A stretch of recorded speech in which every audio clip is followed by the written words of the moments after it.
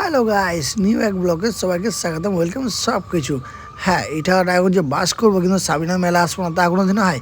আর সাবিনার মেলায় আসে কার সাথে দেখা গেলো, আরতির সাথে দেখা গেলো, পুরো গিজগিজ ব্যাপারটা, তাই না? ও দেখো, অলরেডি মেলার 3-4 দিন হয়ে গেছে, কিন্তু এত ভিড় লেগেছে, এত ভিড় হয়েছে যে বলার মতো না। আর তার সাথে সাথে আমরা ছোট্ট একটা মিনি শট নিয়ে নিলাম মেলার শ্যুটের জন্য। মেলার যে গানটা রয়েছে সেই গানটার ভিডিও বানাবো।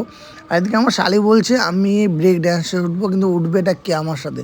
কিন্তু আমার শরীর খারাপ ছিল, নন্দিনীরও শরীর খারাপ ছিল, আমি তো একদমই পারবোই না। সেই কারণে আমরা ব্যবস্থা করার চেষ্টা করছিলাম যে আলোদির যে মেয়ে আছে, মেজো মেয়ে, তাকে নিয়ে আসার ব্যবস্থা করছিলাম, কারণ সেগুলো উঠতে পারে, সেই কারণে ওকে নিয়ে আসা হয়েছিল। তারপরে হট করে চোখ পড়লো এখানটায়, হ্যাঁ, হ্যাঙ্গিং চ্যালেঞ্জ, যে 100 টাকার টিকিট। এখানটায় 120 মিনিট যে ঝুলে থাকতে পারবে তাকে পুরস্কার দেওয়া হবে 1000 টাকা। হ্যাঁ, এটা সামিনা মেলায় অ্যাভেলেবেল, তোমরা সেটা চেষ্টা করতে পারো, কিন্তু আমি পুরো বলবো এটা জুয়া, এটা তোমরা কেউ করো না, কারণ 120 সেকেন্ড থাকাটা মুশকিল, মানে নামুমকিনই বলা চলে। আমার চোখের সামনে অনেকজনে করেছিল, কিন্তু কেউ পারেনি করতে। আর তার পাশে দেখতে পাচ্ছ এক সুন্দর মহিলা খুব রিলস বানাচ্ছিল, খুব ড্যান্স করছিল সুন্দরভাবে, আর অনেকেও কিন্তু তাকে তাকে দেখছে হাঁ করে।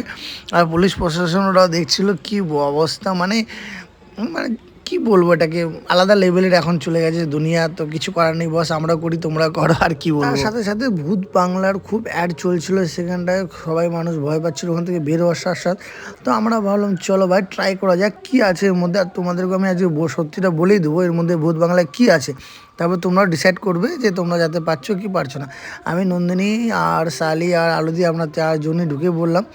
তো চলো দেখা যাক ভূত মেলায় ভূত বাংলায় কি আছে, দেখো স্টার্টিং।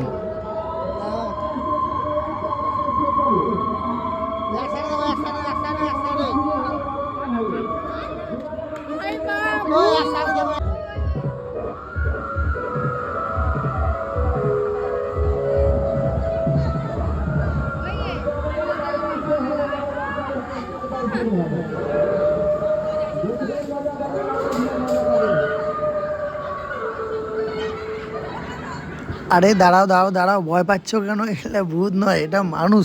হ্যাঁ, এটা মানুষ, এই একদম পুরো ভূতের মতো সেজেছি বলেই একদম মানে ভূতের মতো লেভেল লাগছে, কিন্তু মেয়ে মানুষ তো বুঝতেই পারছো, কারণ এরা ভয় বেশি পায় ছোটো ছোটো জিনিসেই।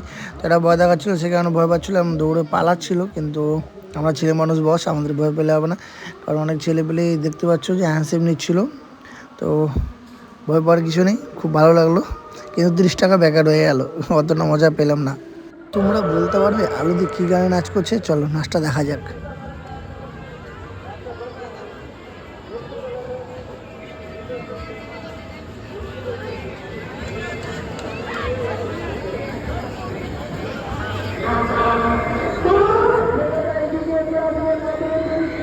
নাচটা দেখে তো আমি বুঝতে পারলাম যে সে কী গানে নাচ করেছে, কিন্তু ভাই আমার লেভেল, আমি পারবো না।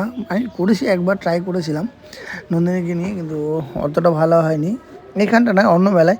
কিন্তু আলুদি তো পুরো জমিয়ে দিয়েছে বস, তোমরা দেখবে রিয়াকশান একটু পরেই, যে কত মানুষ। আর পিছনে তো দেখতে পাচ্ছ পুলিশ প্রশাসন কীভাবে তাকিয়ে রয়েছে রয়েছে এবং পাবলিক তো পুরো জমে ক্ষীর একদম, কি বলবো।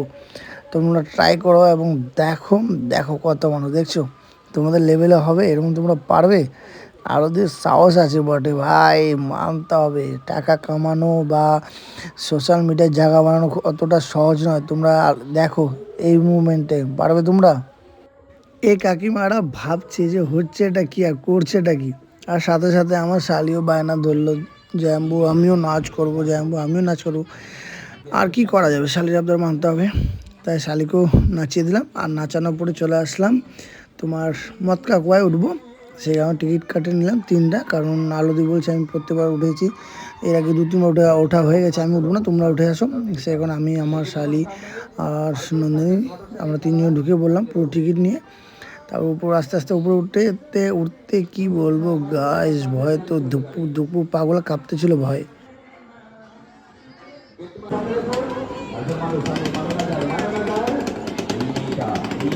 তোমরা বুঝতে পারলে নন্দিনী তোমাদের কি ইশারা দিল? হ্যাঁ, নন্দিনীটা ওদেরকে টাকা দেবে, যারা বাইক নিয়ে ঘুরবে তাদেরকে টাকার লোভ দেখাবে, সে টাকা নিতে পারছে কি পারছে না। তো চলো দেখা যাক টাকা নিতে পারে কি পারে না।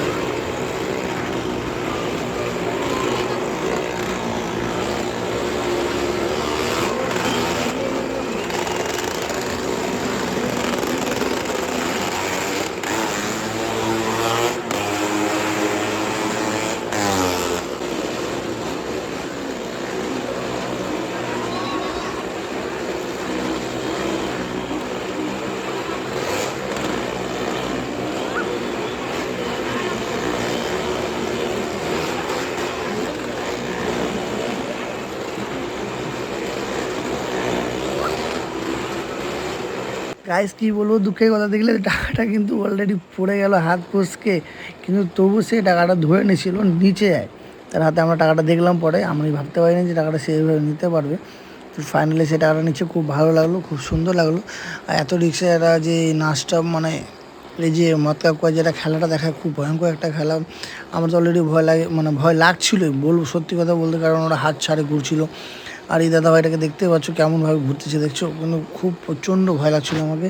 ওরা খেলছে কিন্তু ভয় আমাকে লাগছিলো, কিন্তু কী করবো, যাক, পয়সা 50 টাকা নিয়েছে, কোনো আফসোস নেই, কিন্তু খেলাটা দেখে মজা পাইলাম, খুব ভালো লাগলো।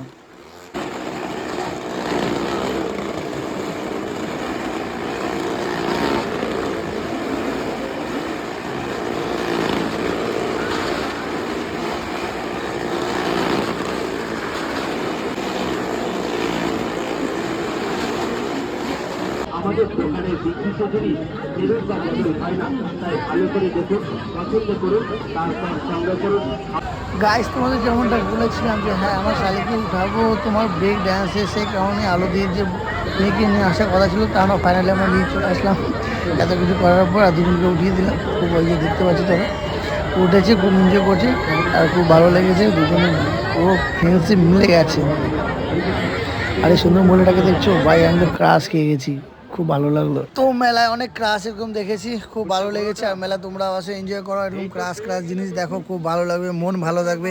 আর সে ভালো থাকা থাকতে থাকতে চলে গেলাম আমরা মেলার বাইরে, কারণ খাওয়া দাওয়া একটু হালকা পাতলা করার পর আমরা বেরিয়ে পড়লাম মেলার বাইরে, কারণ বাড়ি এত অনেক রাত হয়ে গেছে আর ঝড় বৃষ্টির দিন, জানি না কেমন কী হবে। তোমরা আসো সাবধানে ঘুরো, সবার কাছে একটা রিকোয়েস্ট, আর মজা নাও। All the best.